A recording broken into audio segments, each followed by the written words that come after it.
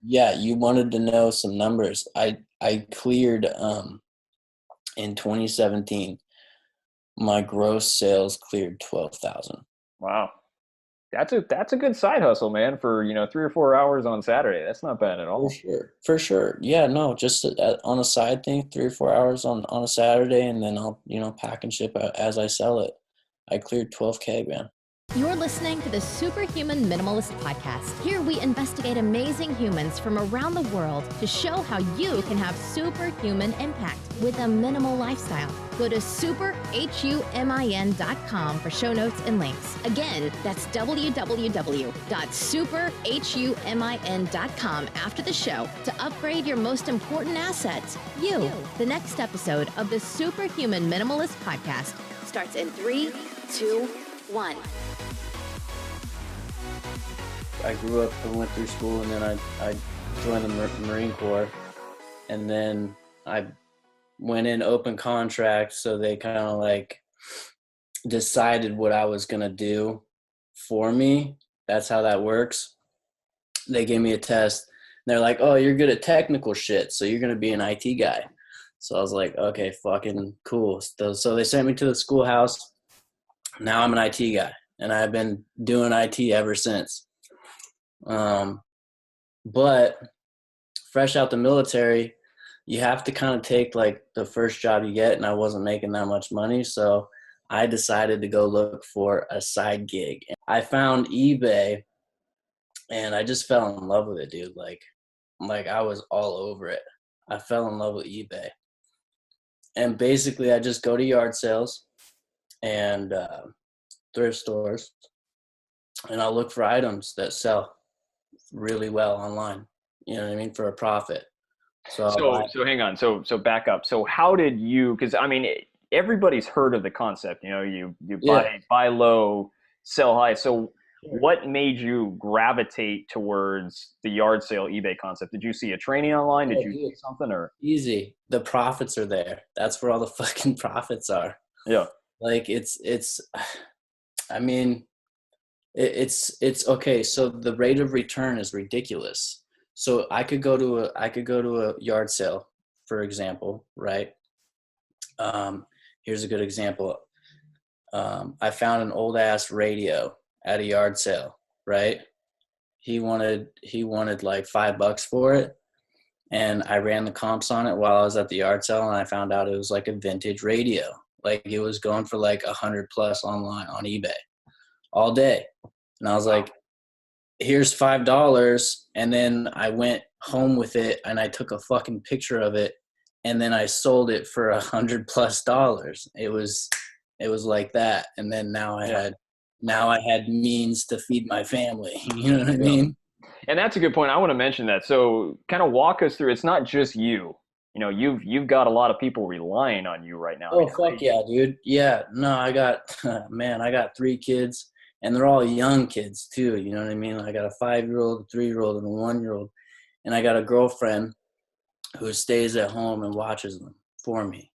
Yeah. While I go and hustle and grind and take care of them. It's one income. It's a five-member family. That's insane. And I have a hard time feeding myself sometimes.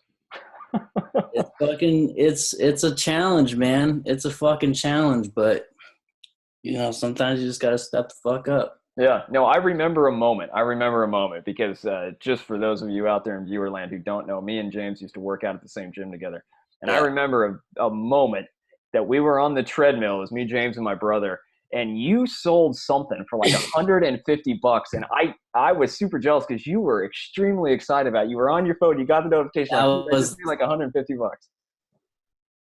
That was the moment that I fell in love with eBay. Yeah. Oh, that's awesome. I was there for that. You were there for that. No, what that was, I remember exactly what that was. That was a typewriter. Yeah, I had found it. Yeah, that's right. I had found it the day before at a flea market, right?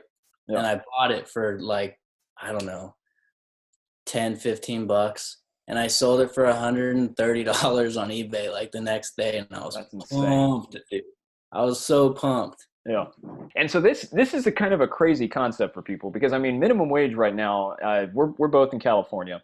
Minimum wage is, I think, what, $12, $13? Yeah, it's like $12 an hour. Yeah, so $12 an hour. So you, for what was effectively less than probably 30, 40 minutes is probably the total amount of time you spent on that one particular item. You made 100 plus bucks. Less than, dude. Like I gave the dude money. I fucking went home with it.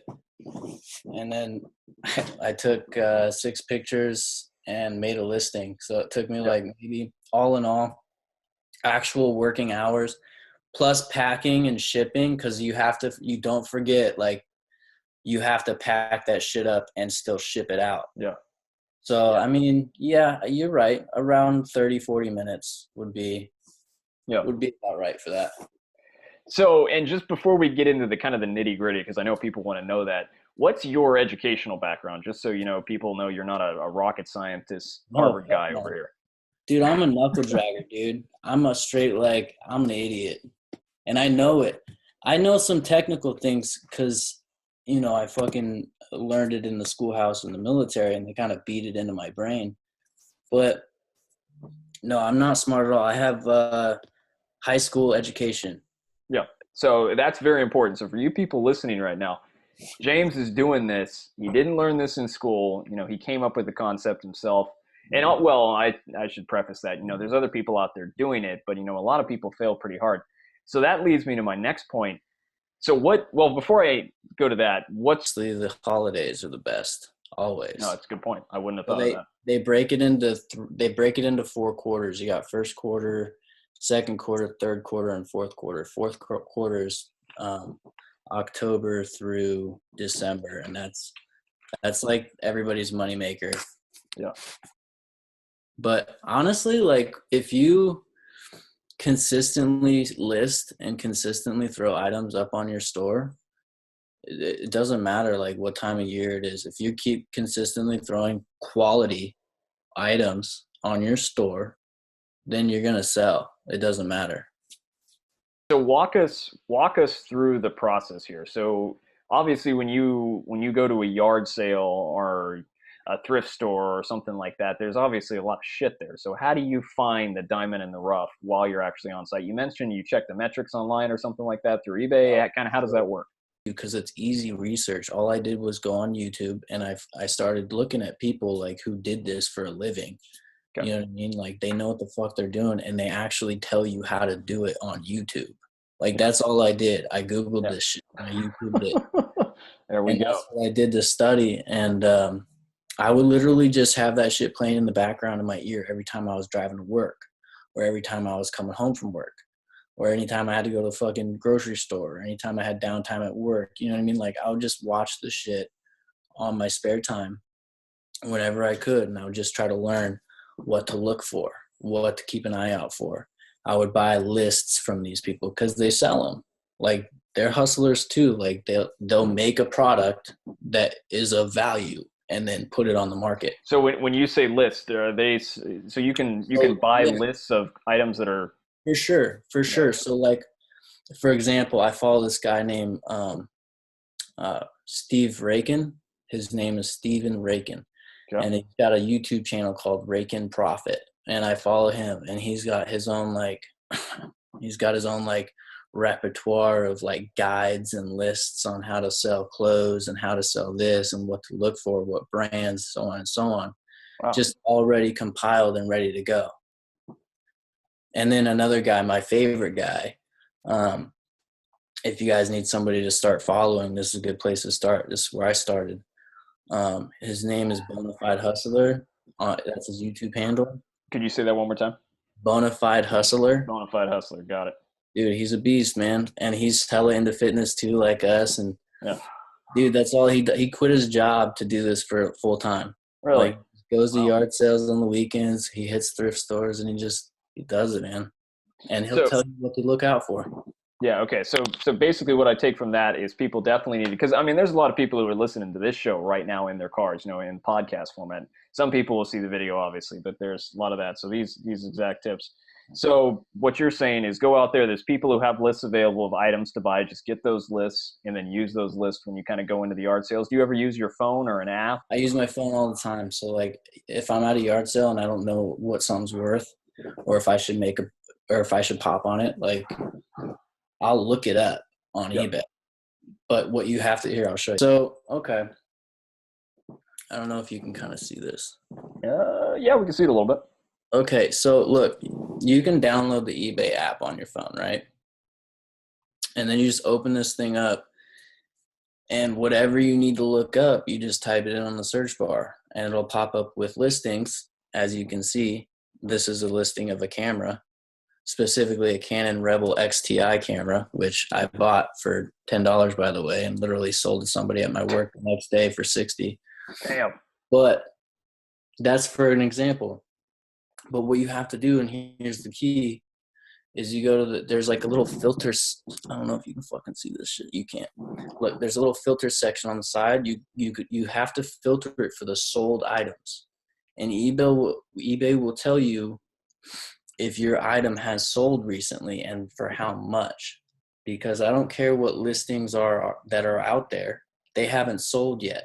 You want to look at what has sold and what those successes are, and then you can make your decision on whether or not to buy it. That's a really good point, actually. So you want to see what the sold items were. Because, I mean, I didn't even know that was a way to look that up. Because, I mean, for me, I'm just a buyer on eBay. I go on there and I just look for shit that's for sale. But you're actually saying look for the sold items. That's really cool. Okay, so walk us through your day then. So is most of the time when you go to these yard sales on Saturday and Sunday, or do you ever use the weekdays? Or I spend 4 hours on Saturday. That's it. Like, that's my only source of time. 4 hours on Saturday. That's it. That's impressive. 4 hours on Saturday. And that's early, though. Like, you have to wake up early before all the early birds and get out there and start yard selling. But that's the only sourcing I do, because I've learned, because, I mean, man, dude, it's been over a year. I've been doing this for over a year. Well, I feel like I've been doing it for a long time, but I found out that if you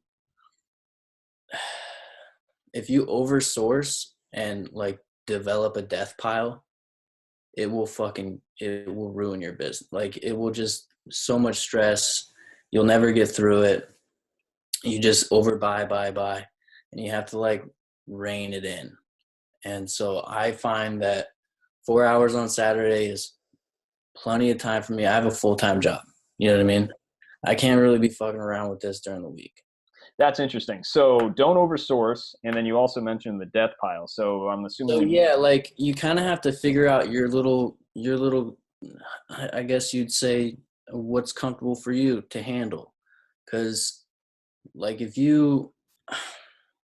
takes time. When you buy something, you have to follow through with it. So I may buy something that would be profitable, but it's only profitable if I fucking sell it. Yep. You see what I'm saying? Yep. And if I never get around to listing it, then I'm never going to fucking sell it. Yep. It just sits in a pile. So you have to maintain listing all your stuff. Because over time, if you don't list it, it'll just sit there and you'll forget about it and it'll grow. And then now you have a death pile, and it's just like, fuck, I don't even want to deal with that. I just want to throw it away. Now that's wasted profits. So how soon do you normally sell an item after you buy it? It sounds like you're flipping, within 24 hours. And people change this a lot. Like, there's a lot of long tail items out there that you can buy and that'll sell a year from now, but it will sell eventually. You know what I mean? Yep. I personally don't like to fuck with those anymore because I don't like sitting on inventory. I like my shit to go fast. I'd say 2 weeks to a month at most before I start lowering the price and trying to get rid of it. So because eBay has different methods to sell. So do you use the auction method? Do you do the buy now method? Which one works best? I do both. In the beginning, I only did auction because, like, I thought that's all eBay ever was. Yeah. I had no fucking idea. And then I found the buy it now, and then I learned how to price my stuff right. And I do the buy it now mostly, but auctions help because they attract views to your shit. So the more traffic that you get on eBay, the more likely you're going to sell stuff. We got the auctions bring the views. So how do you pick the price of your item? So you're obviously when you're actually on site, when you're buying it, you do the quick scan and say, okay, this looks like it's selling. So later on, after you get back to your place, you take the pictures. How do you go through figuring out the right price to sell the item as quickly as possible? Sure. So you look at comps. You look at the item on eBay and the sold listings, and you see what they're selling for. And then normally, if you want to flip it fast, you just throw it up on eBay a couple dollars cheaper than what it's going for, and you're good. So do you kind of average out a couple of different listings, or you just look at the most like 3 to 5 most recently sold? And I mean, I average out a couple different listings, but I try to stay away from looking at so like you have two different types of solds. You have sold from a buy it now listing or sold from an auction listing. And I try to stay away from the auction listings because they're a little deceiving. So you have the auction, so you get the item, you bring it home. Do you have a photo tent, or how do you take your photos and stuff like that? Dude, I used to have a whole setup in my backyard with lights and camera and action. I found that I didn't really need all that bullshit, dude. I just use my phone, my regular phone, because it has an amazing camera. Like the phones these days, dude, if you get a decent phone, your phone's going to have an amazing camera. And then like, dude, I know a lot of people who just take pictures of shit on their bed, like, and but what I do is I try to make it nice.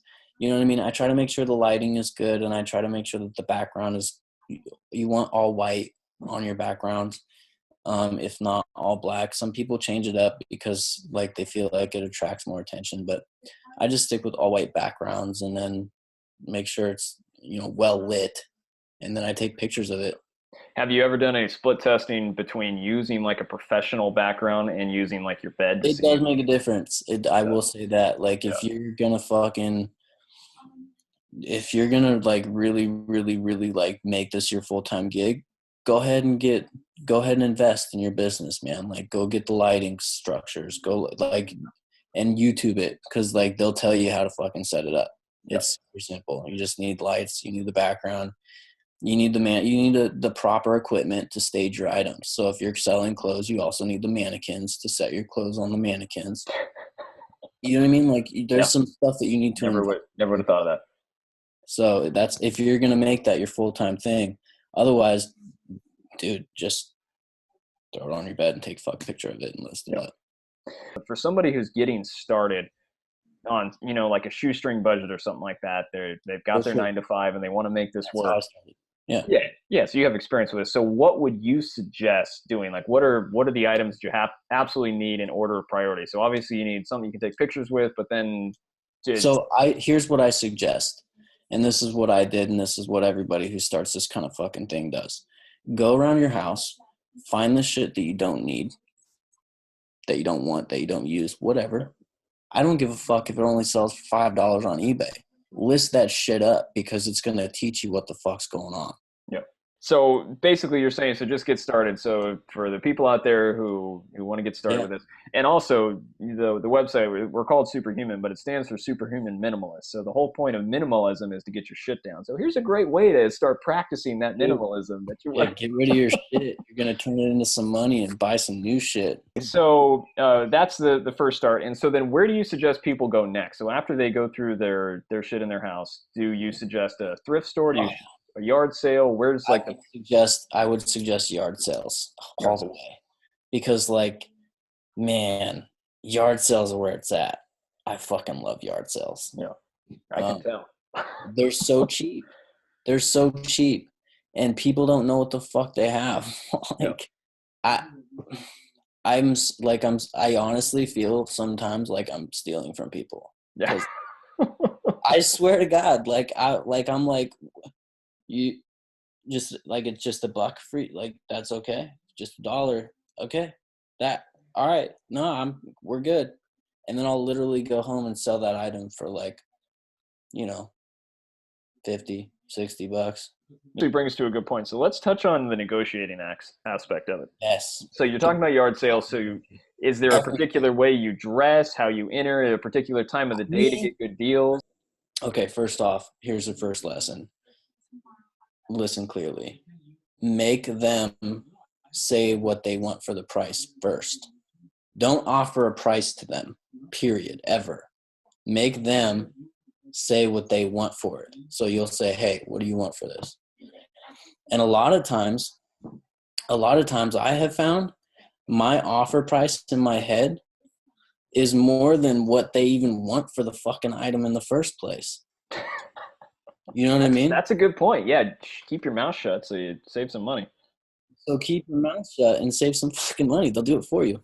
And then once they give you that price, half it and offer that to them. So if they say, I want $100 for that pair of socks, you say, well, obviously not for a pair of socks. Yeah, I was going to say those are some rich ass socks. I want $100 for that pair of Supreme Yeezys. And I'll say, I'll give you 25. Obviously that's not half, but that's the type of shit I'm talking about. Like if you're not offending them when you offer your counter offer, like you're doing it wrong. I'm wondering if there's like a psychology too, you know, if, I can't, sir, I don't have the cash to break that, or, you know. I used to play that game. I used to get out with only $5 in my pocket, and it works sometimes, but anymore. So like my business now, that the way I run it, I don't really go for small end items anymore. I try to go for stuff that's going to make me a minimum of $50. So if I buy something, it's normally going to cost me a little bit more because I'm paying up for it. Because I don't like to pay for – it takes too much time to do the small flips for me. Yeah. Another good rule of thumb for yard selling is there's what's called your main sourcing hours. So for me – like this is some inside shit. Like I'm gonna have some more competition if I keep fucking telling you all this. We won't show this to anybody local. We'll make sure it's all in the US or something. so you're gonna have what's called, like, I guess your power hours or whatever the fuck you want to call it. Yeah. But it's just a period of time during the day, during the morning or whatever, when you have, like, when it's maximum profits, when all the yard sales haven't been touched yet, they're virgin yard sales. And you're going and you're hitting them, and they have all the good shit still left there. You know what I mean? Yep. So for like me, what time of the day is that roughly? I'm gonna give it to you. This is the inside stuff. This is the inside. I'm excited. Stay tuned. So for me, it's 7 to 8:30. 7-8:30. Okay. And is that on like Friday, Saturday, or? It's only on Saturday. Well, we talked about the successes. So let's talk about some of the failures, because, you know, that's really, with somebody like you who has experiences like this, what were a lot of the hiccups and failures that you ran into when you initially started? Yeah, man. I remember one of my, looking back, hindsight is 2020. So I remember when I first started, dude, I would just buy everything, bro. Like I would fucking, if it made me $10, I'd buy it, bro. One of your earlier mistakes was you did not niche down. So you bought a ton of shit and you did not niche down. So it sounds like did that make you more profitable when you went into certain niches or verticals? Yeah, I mean, it did definitely, but I feel like what made me more profitable was just the time saving and focusing on larger profit items. Large profit items. Got it. Because think about it, dude, like I can make more money. I can time is valuable. Time is everything. If you don't value your fucking time, you're done skis, man. So I was just wasting my time and spinning my wheels on shit that's only going to make me $10 in the long run. You know what I mean? Yeah, no, I mean, it makes total sense. And everybody listening to this, I mean, again, we're the superhuman minimalists. So for those of you who are new to the show, you can check out some of the other earlier podcasts where we're talking about time management. We got a bunch of people on there talking about that. But I mean, James obviously has it figured out here. And you also, I mean, you're not a totally modest guy. I know you. I'd hug out with you a little bit, but you're being modest about your skill set here. So at the end of this episode, I will definitely be dropping a link. We're going to have a link on superhumanwithani.com. And James is going to have his contact information on there. You can reach out to James, and if you throw him some money, he might be able to give you some advice, I'm sure. Anytime. So what happens if you are stuck with an item, you've listed and it doesn't sell? Like, what's your strategy to dump that? I fucking throw it in the garbage, bro. I just get rid. Okay. I'm I just don't have any attachment. I just fucking whatever. I was wondering if you drop the price a bunch and then chuck it, or kind of what's your process? Because think about it. Look, if I drop the price too much, I mean, you got eBay fees, right? Yeah. Taking 10% off the top. You got PayPal fees. That's another 3%. You got shipping fees. It's going to cost money to ship it. I'm dropping my price, right? If it goes down too far, and you'll find this, and if I'm not making that price range that I want, I don't even want to fucking waste my time, because I still got to pack it up and ship it. Yeah.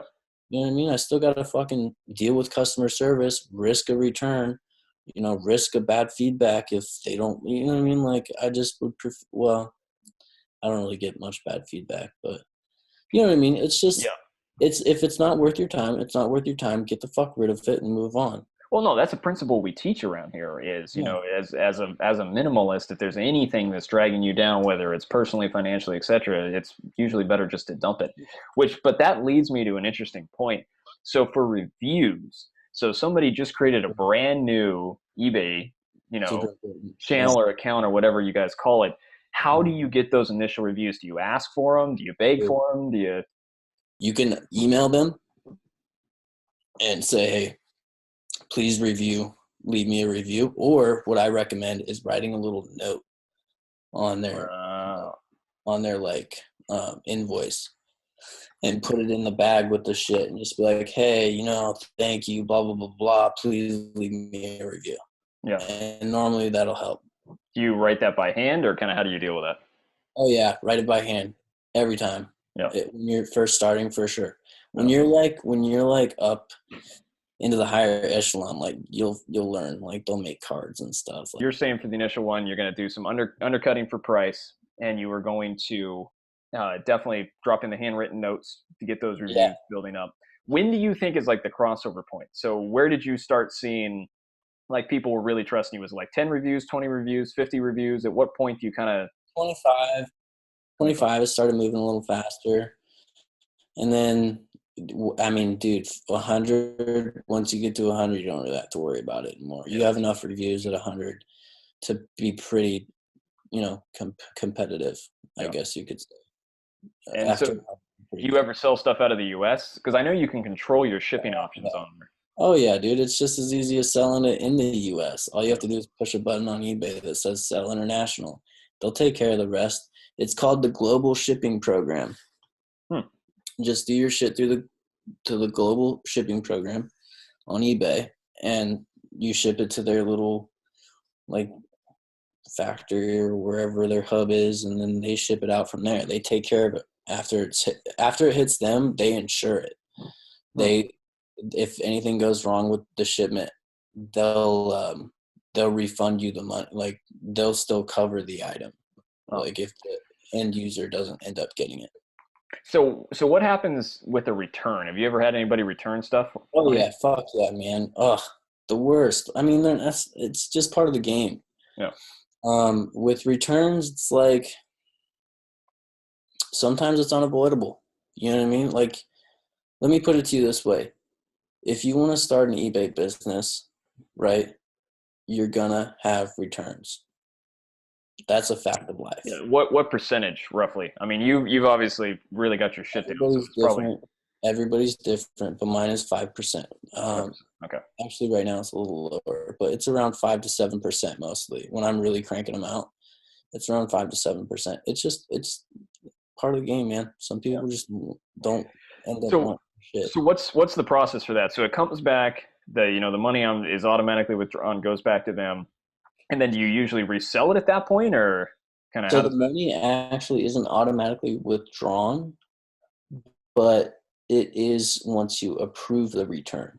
So what happens is the customer can they have the ability on their end of their eBay account to request a return on their item, and then I get that return request, and then I either approve it or I get all mad and I don't approve it, and then I eventually have to approve it anyways because eBay is going to make me anyways. Yeah. So, yeah, you just approve it. You push the button. It automatically refunds them out of your account because, I mean, they paid you for it, so they get their money back. And then as far as the shipping goes, it gives them a label to either A, ship it back to you, which you either cover or they cover, depending on the settings that you set in eBay, or B, or option B, is you just tell them to keep it, which I've done before. Like, look, I don't even want to pay for shipping. Like, I don't want to lose any more money on this item. So it's not worth it to me to get it back. Just keep it. That actually brings us to, the financial side of it. So if somebody's going into this, they probably shouldn't use their personal account, right? So is your PayPal kind of separated? Do you keep your funds separated? Do you have a business address, a business phone number? Like, how do you set all that up? So your eBay account is going to be linked to whatever PayPal you link it to. So if you want to, which is a good idea, great idea, keep it separate. Yeah. Make a separate PayPal account and then link your eBay to that specific PayPal account. Now, don't forget, like, that's a brand new eBay account and a brand new PayPal account. PayPal doesn't know you're a real person yet, really. So if somebody like, this is what happened. Remember that typewriter I sold? Yeah. And I was pumped. Well, this is what happened to that thing. I sold that. I did get paid. I got the $130, and I couldn't use that money for 2 weeks. PayPal had it on hold because PayPal's like, they do weird shit like that, especially when you're new. You can sell as much as you want. Just recognize that your funds aren't instantly going to be available sometimes. Yeah. Like, they are for me now, but when I first started, they weren't. Yeah. And then you have like a PayPal debit card then and all that jazz, or do you kind of transfer out to a bank account? Yeah. I do have a PayPal debit card that I pull money from. Yeah. And that's what I really do is I'll let my money build up over the week on PayPal, and then I'll pull out whatever I want on Friday night for yard selling the next day on Saturday. We got some young hustlers out there who are just getting started, and some of them are on the younger side too. So I think basically from hearing all this, we should definitely caution you if you're just getting started in this, when you start up your eBay account for the first time, when you start up your PayPal account, don't pull all that cash out because A, you may get some returns, and B, you may have some issues there as well. So, I mean, do you leave a cushion in there like 25%, 15%? Absolutely. Yeah. Absolutely leave a cushion. I would normally leave about $100. As we always do with the episodes here, we're going to get James back on later for questions. So for those of you who are listening on the podcast, you can go to superhumanwithani.com. And you can do in the ask questions, you can select James out of there. He'll be in there. You can also go to superhumanwithani.com/James Bouck, and that's Bouck. He'll have his own personal page there with his bio, and drop in those questions. And then we will get James back on the show here in a couple weeks or a couple months to answer that. And then James, absolutely. We're going to have James's information on there so you can reach out to James. I know there's people that are going to want to talk to you, and I'm sure James will be happy to talk to you for the right amount of money. For money. Well, we like to get you paid, man. I mean, I'd say the first question is free. How about that? First question is free. That's an awesome deal. Well, we can, what we'll probably do is we'll bring you back on for like a Facebook Live or something like that where the guys can Sure, dude. Yeah, I don't mind sharing knowledge, man. Yeah, no, I mean, this has been huge. I was just going back through the notes here. So your closing statement, what is one thing that you do now that you wish you would have started doing back when you got started doing this that would have helped you? One mistake or one thing that you're doing now that you're like, man, I wish I would have been doing this all along. I wish I would have been focusing on those higher end profit items all along. Well, it's the same amount of, I mean, from what you're describing, it sounds like the same amount of work for the higher end shit that you would get from the $5 shit. So why not? You're just valuing your time. I wish I would have valued my time better. And as always, we're going to have the show notes up on the Superhuman podcast page. So if you go to superhumanwithani.com/podcast, or you go to superhumanwithani.com/James, James Bouck, and then I'll take you to the individual page with the questions, or you can just go to the podcast page. You can find us on iTunes and all of the other locations. So we're going to go ahead and wrap it up. It's getting fairly late here, but again, submit those questions, superhuman.com/podcast, and we will definitely have James back on later. Any closing comments, questions, awesome phrases you want to give everybody out there in viewer reader land? You just go out there. Just go out there and kill it, guys. You know what I mean? Just hit the pavement. Get out there and hustle. Grind it out. All right, everybody. This has been the Superhuman Podcast, and this has been James Bouck. This has been James Bouck talking about his yard sale side hustle. We will have the whole official notes and all that fun stuff actually on the page at the end. So stay on. Yeah. Right. Bye, guys. You've been listening to the Superhuman Minimalist Podcast. Minimal footprint, maximum impact. For show notes, links, and free trainings, go to www.superhumin.com now. Again, that's superhumin.com for show notes and links. From everyone here at Superhuman Minimalist, thank you for listening, and we can't wait to see the impact you have on our communities.